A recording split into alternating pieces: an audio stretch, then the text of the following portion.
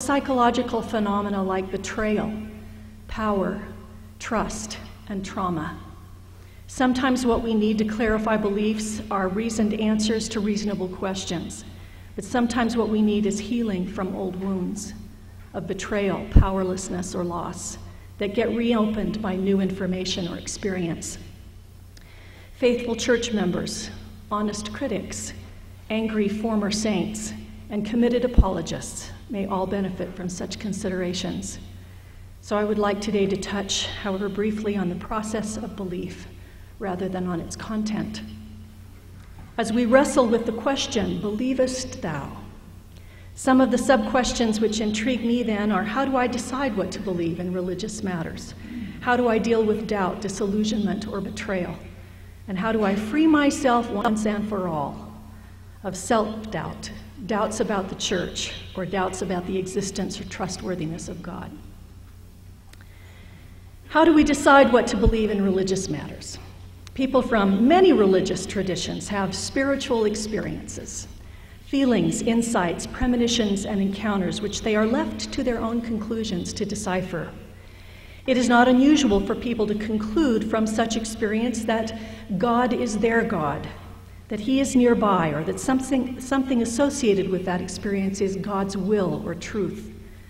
Often in the church, we encourage people to look for such feelings and experiences as evidence of God's hand or of the truthfulness of the church's message. And yet people from many religious backgrounds can have such experiences. How do the goosebumps and tearfulness I experience when someone speaks in a testimony meeting differ from the goosebumps and tearfulness I experience when the 4 o'clock parade begins at Disneyland? Critics may conclude that there is no real difference, that feelings are not trustworthy or related to the Spirit, and that church members are being misled by missionaries who teach them that such experiences are the Holy Ghost testifying to them of truth. I've seen this argument used to discredit spiritual experiences as nothing more than subjectively produced emotions with no supernatural significance. And in many cases, I might agree. Because I feel certain emotions in response to a film, for example, even a church film, may say more about the credibility of the actor's performance or the director's talent than the presence of God or the historical accuracy of the message. But fortunately, we are not left with emotion alone to discern God's hand in our lives.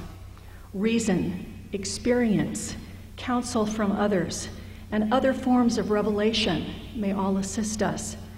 In fact, I notice that emotion plays into only some of my spiritual experiences, and often only in a secondary way.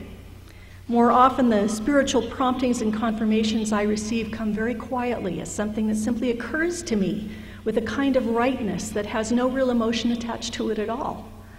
I've had those experiences about whom to marry, where to move, and what program to study in. Other times my emotions have been running very high, but the clear voice of the Spirit is utterly calm and outside the range of my thoughts and experiences, quietly whispering, "You do not compete." I didn't know I was competing. Some of my clearest spiritual experiences have come as a question or a statement that completely surprised me and took me a moment to take in and understand. In what ways do I compete? With whom am I competing? And what am I competing for? I have received impressions to do something that, when acted on, produced an amazingly but utterly unpredictable result that was a clear answer to a prayer. I distinctly remember a transfer that we were planning early in our mission. It was only the second time we had undertaken this vast Rubik's Cube of trying to move missionaries around. We didn't know the missionaries well. We didn't know how to do this very well. And we were relying as heavily as we could upon whatever promptings the Spirit brought to our minds, but it's not always obvious when those promptings occur. And mostly we just did our best and moved forward. We were particularly concerned about a young elder who had only been in the mission field 6 weeks. We had met him in the MTC. He was from France and didn't speak English, and he was really struggling in Montreal, surrounded by people, by missionaries who did speak English more than French sometimes. We put him with a French companion who was on his way home, hoping that this would be a good experience for him, because we knew he had not had a good experience in the MTC. But he informed us in no uncertain terms after 2 weeks in the mission field that he had no intentions of staying and that he was going home. My husband and I tag-teamed him. My husband taking the spiritual leader approach and me taking the psychological approach to try to help him think through this decision, but we got nowhere. Finally, the transfer time came. His companion was to be going home. We didn't like to move both missionaries at the same time because too many things fell through the cracks. And so the missionary knew that the chances were high that he would stay in that area. He, in fact, told us that he was willing to stay an additional 6 weeks to inform his companion about the area and to keep him enlightened about what was going on there, but that after that he was going home. For some reason that I don't remember particularly well, that didn't really make a lot of sense, we just decided, let's send Elder so-and-so to Alma. Alma is a little town of probably 15 active members, a good 6 hours by bus from the city of Montreal. The only reasoning that we could think of that made sense of this decision was that we figured maybe he would be so stunned that he would actually get on the bus and go there and he would have no money to get home. We didn't have any big spiritual impressions about this, but we felt good about it, and so we decided we were sending Elder so-and-so to Alma. It wasn't until several days later that I heard the story from him, as well as from his companion, about what happened when the transfer was called out. His companion was the zone leader, and he got the information.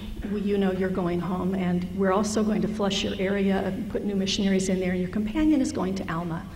He said, oh, that's different. He walked into his companion's bedroom, where his companion was sitting on the bed reading the Book of Mormon. Reading, by the way, the Book of Mormon for the first time in his life. Reading the only book that he'd ever read from cover to cover, actually. He was lying there reading the book, and his companion walked in and said, Tu vas à Alma, you're going to Alma. He closed the book, got down on his knees at his bed, and began to pray. This inexplicable result of his learning that he was going to Alma, he later told me, was because he had told the Lord specifically in prayer 3 days before, I am going home at this transfer. I've told the mission president that I will stay for 6 more weeks, but I will not do that. I am going home. Unless you send me to Alma.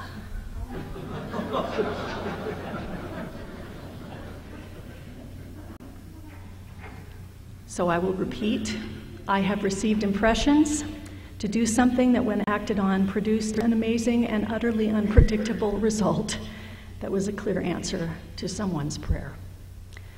And at least a few times God has simply told me something which was later confirmed, but that I had no way of knowing by any other means. I expect people from many religious backgrounds may have such experiences, and I am comfortable imagining God in many of them, but they are not easily explained away as a self-produced warm feeling, as many critics of the church would claim.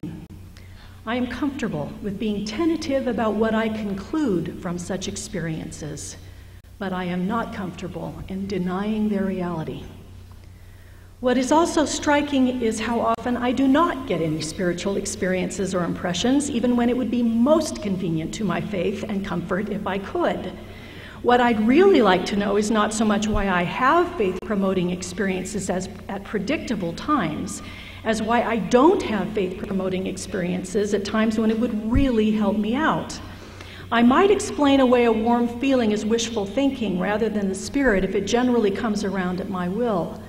But why did I go for years without any reduction in my substantial feelings of betrayal and doubt about a particular aspect of church history, even though I was desperately pleading with God for answers?